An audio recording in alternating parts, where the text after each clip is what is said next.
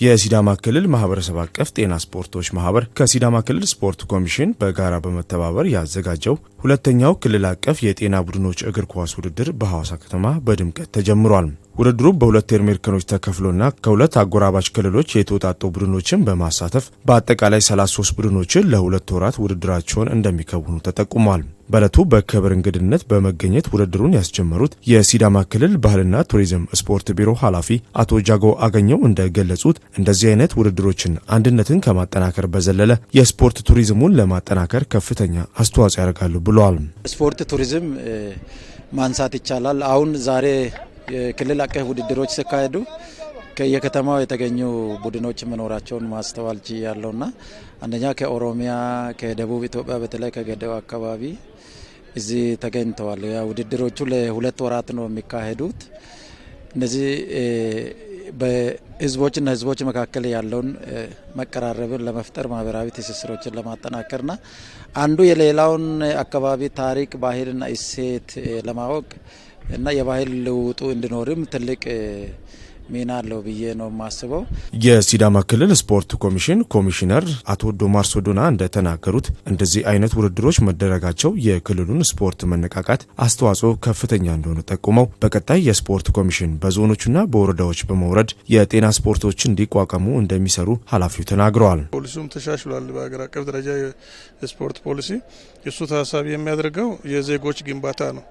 ስለዚህ በአገር አቀፍ ደረጃ እንደዚህ አይነት የስፖርት ውድድሮች እንደዚህ አይነት አደረጃጀቶች መጠናከር ለስፖርቱ ፋይዳ በጣም የጎላ ነው የሚሆነው። የህዝቡ ተጠቃሚነት ይረጋገጣል። ስለዚህ ከዚህ በኋላ በርካታ ወጣቶች እዚህ ውስጥ ይሳተፋሉ የሚል እምነት አለኝ።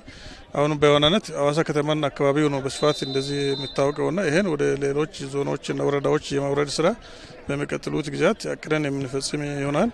አሁን በመቶ ቀናት ውስጥ በሁሉም አካባቢ እንደዚህ አይነት አደረጃጀቶች ያልታቀፉ ሰዎች እንድታቀፉ እንሰራለንና የሲዳማ ክልል ማህበረሰብ አቀፍ ጤና ስፖርቶች ማህበር ፕሬዝዳንት አቶ ሻሾሞ ዶካሌ በበኩሉ በክልሉ ካሉ አራቱም ዞኖችና አስተዳደር ከተማዎች የተውጣጡ የጤና ቡድኖች በአንድ በማሰባሰብ ባህላቸውን እንዲያስተዋውቁ ብሎም አቅመ ደካማ ህብረተሰቦችን ከማገዝ አንጻር ውድድሩ ጠቀሜታው ላቅ ያለ እንደሆነ ተናግረዋል። ውድድሩ በጣም ብዙ ጠቀሜታዎች ናቸው ያሉት። የመጀመሪያው በክልላችን ውስጥ ያሉ ጤና ቲሞች በሌሎች በአራቱም ሲዳማ ዞኖችና በሐዋሳ ከተማ አስተዳደር ስር ያሉት የሚገኙት ሁሉም ኦልሞስት ከ120 በላይ ጤና ቲሞች አሉ በክልላችን። እነዚህ ጤና ቲሞች ተበታትነው ከሚሰሩበት ካሉበት ሁሉም የእያንዳንዳቸው የአካባቢያቸውን ባህላቸውን